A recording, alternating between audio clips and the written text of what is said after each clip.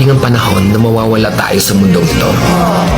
At kapag dumating ang panahon na yun, hindi mahalaga sa kung gaano karami ng pera ang naipon mo sa bangko.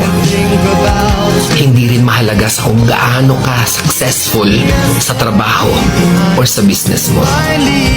At lalong hindi mahalaga sa kung gaano kaganda ng mukha at ng katawan mo.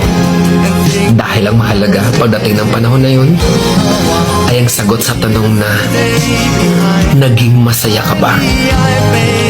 Nagawa mo ba ang kagustuhan ng puso mo kahit pag-gaano ka malito sa mata ng mundo?